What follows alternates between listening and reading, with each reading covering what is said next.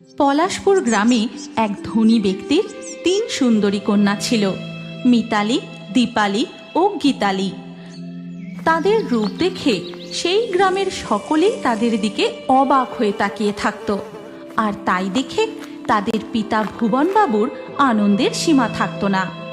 বুঝলে গিন্নি, আমার 3 মেয়ের এত রূপ, আমার অবস্থাও মন্দ নয়। তুমি দেখে নিও, আমার 3 মেয়েরই আমি খুব বড় ঘরে বিয়ে দেব। এইভাবে ভুবনবাবু 3 মেয়েকে নিয়ে যতই গর্ববোধ করতেন, ততই তাদের মেয়েদেরও অহংকার বেড়ে যেত। তারা সারা দিন কেবল নিজেদের রূপচর্চা নিয়েই ব্যস্ত থাকত। ভুবনবাবুর এক ভাইও ছিলেন, নাম বরুণ। সে ছিল খুবই দরিদ্র এবং অসুস্থ। খুব কষ্ট হচ্ছে তাই না বাবা? এই না, একটু জল খাও। তোমায় কত করে বলছি কবিরাজ মশাইকে একটা খবর দি, তুমি আমার কোনো কথাই শুনছো না। ওরে, কবিরাজ মশাইকে দিয়ে আর কিছু হবে না। তুই বরং আমার একটা কথা শোন, আমি আর বেশি দিন বাঁচবো না। আমি মরে গেলে তুই তোর জ্যাঠামশাইয়ের বাড়ি চলে যাস, সে তোকে নিশ্চয়ই ঠাঁই দেবে। এরপর সত্যি সত্যি বরুণ মারা যায় এবং পুরবী এসে ওঠে তার জ্যাঠামশাই ভুবনবাবুর বাড়ি। দেখো মা পুরবী, এই দুর্মূল্যের বাজারে একটা পেট তো আর শুধু শুধু চলে না, টাকা লাগে। তা তুমি আমাদের বাড়ি থাকো, ঘরের কাজকর্ম করো, সবাইকে যত্নআত্তি করো। আপনি কিচ্ছু চিন্তা করবেন না জ্যাঠামশাই, আমি কাউকে কোনো অভিযোগ করার সুযোগ দেব না, সব পাইকার খেয়াল রাখবো। এরপর থেকে পুরবী ভুবনবাবুর বাড়িতেই থাকতে শুরু করে। পুরবী গরিব, তাকে দেখতেও ভুবনবাবুর মেয়েদের মতো অত সুন্দরী নয়। ধীরে ধীরে সে প্রায় তাদের বাড়ির কাজের লোক হয়ে ওঠে। এই নিন জ্যাঠামশাই আপনার চা। তা হ্যাঁ রে, তোর দিদিদের ঘরে সকালের খাবার দিয়েছিস তো? আর দুপুরের রান্নার জোগাড় হয়ে গেছে? হ্যাঁ জেঠিমা, আমি দিদিদের খাবার পৌঁছে দিয়েছি, আর দুপুরের রান্নার জোগাড় চলছে। সময়ের আগেই সমস্ত রান্না হয়ে যাবে, আপনি কিচ্ছু চিন্তা করবেন না। এইভাবেই দিন কাটতে থাকে।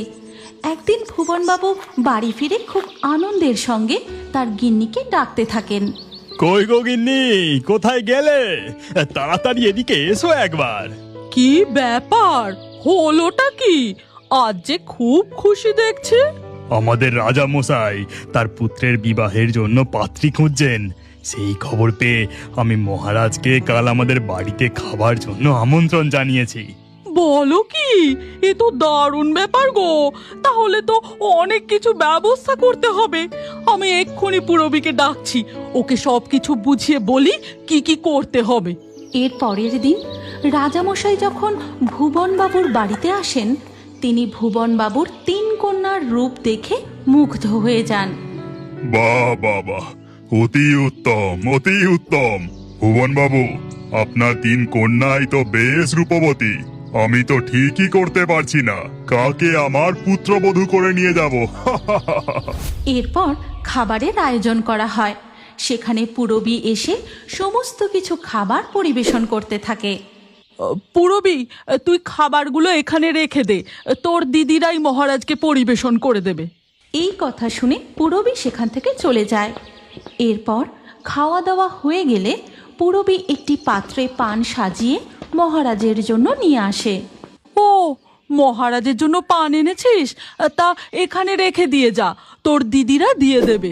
আচ্ছা মা, পুরবী বারবার মহারাজের সামনে কেন চলে আসছে বলো তো? এটা কিন্তু আমার একদম পছন্দ হচ্ছে না। তুই একদম ঠিক কথা বলেছিস দীপালি, ও তো আমাদের ডাকলেই আমরা গিয়ে পানটা নিয়ে আসতে পারতাম। বুঝতে পারছিস না, ও ইচ্ছা করে মহারাজের সামনে আসার চেষ্টা করছে।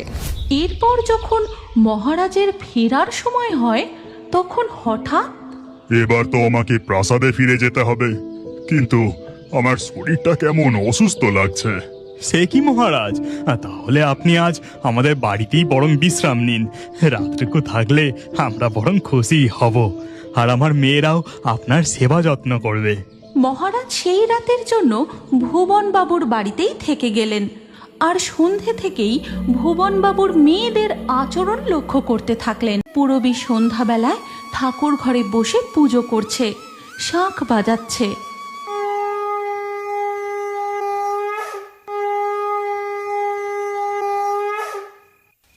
সেখান থেকে মহারাজ চলে যান ভুবন বাবুর 3 মেয়ের ঘরের সামনে এবং আড়াল থেকে শুনতে থাকেন তাদের আলোচনা। আচ্ছা মিতালি, তোর কি মনে হয় আমাদের 3 জনের মধ্যে পুত্রবধূ হিসেবে মহারাজের কাকে পছন্দ হবে? তা আমি জানি না, তবে আমাকে আরো বেশি করে সুন্দর হয়ে উঠতে হবে, যাতে রাজামশাই আমাকেই পছন্দ করেন। তুই এবার আয়নার সামনে থেকে শর্ত মিতালি, আমাকেও রূপচর্চা করতে দে। পুরবিকে কখন বলেছি দুধের শর্টটা আনতে, এখনো এলো না। দরজার বাইরে দাঁড়িয়ে মহারাজ এই কথা শুনে মনে মনে হাসতে থাকেন। তারপর সেখান থেকে চলে যান। এর পরের দিন সকালবেলা আচ্ছা ভুবন বাবু, এখন তাহলে আমি আসি। আর আপনার মেয়েদের মধ্যে কাকে আমি আমার পুত্রবধূ করে নিয়ে যাব, সেটা না হয় আমি প্রাসাদে পৌঁছানোর পর খবর পাঠাবো। এই কথা বলে মহারাজ সেখান থেকে চলে যান। আর মহারাজের কথা শোনার পর থেকেই দীপালি, গীতালি ও মিতালির মধ্যে রীতিমতো লড়াই শুরু হয়ে যায়। এই পুরবি, তুই তাড়াতাড়ি গিয়ে আমার জন্য 1 বাটি দুধের সর এনে দে তো। দুধের স্বর মেখে আর কি হবে, বরং গোবর মা কাজ দেবে। চুপ কর তুই, বেশি দিমাগ দেখাস না। যখন আমি রাজবধূ হয়ে যাব তখন দেখবি। তোকে কে বলেছে রে তুই রাজবধূ হবি? দেখিস, রাজবধূ তো আমিই হব। তোরা কি শুরু করলি বলতো? তোদের তো থামানোই যাচ্ছে না। সেই মুহূর্তে তাদের বাড়ির দরজায় একটি বয়স্ক ভিক্ষুক এসে দাঁড়ায়। আমায় কিছু ভিক্ষা দেবে মা? এই দরিদ্র বয়স্ক মানুষটাকে কিছু খেতে দেবে? এই সময় এই লোকটা আবার কোথা থেকে এলো? এখন খাবার দাবার কিছু নেই, তুমি যাও তো এখান থেকে। এখন বিরক্ত করো না। অত কথা কি আছে, এখান থেকে তাড়িয়ে দিলেই তো মিটে যায়। তখন সেখানে পুরবী আসে আর তার হাতের থালায় রুটি, তরকারি ও মিষ্টি। আপনি কিছু মনে করবেন না বাবা, আমার দিদিরা উত্তেজনার বশে আপনাকে কটু কথা বলে ফেলেছে। আমি ওদের হয়ে ক্ষমা চাইছি। এই নিন খাবার। এ কি পুরবি, বলি তোমার বাবা কি আমার কাছে অনেক টাকা মজুদ রেখে গেছে যে তুমি যখন ইচ্ছে যাকে ইচ্ছে খাবার দিয়ে দেবে? নিজেই দরিদ্রর মেয়ে হয়ে অন্য দরিদ্রকে সাহায্য করতে যাচ্ছ। এই কথা শুনে পুরবী খুবই অপমানিত বোধ করে। তখন হ্যাঁ জ্যাঠামশাই, আমি নিজেও একজন দরিদ্র বাবার মেয়ে। আর যে বাড়িতে আমার দরিদ্র বাবার কোনো সম্মান নেই, সেখানে আমি থাকবো না। আমিও বরং ওই ভিক্ষুকের সাথেই পথে পথে ভিক্ষা করেই খাবো।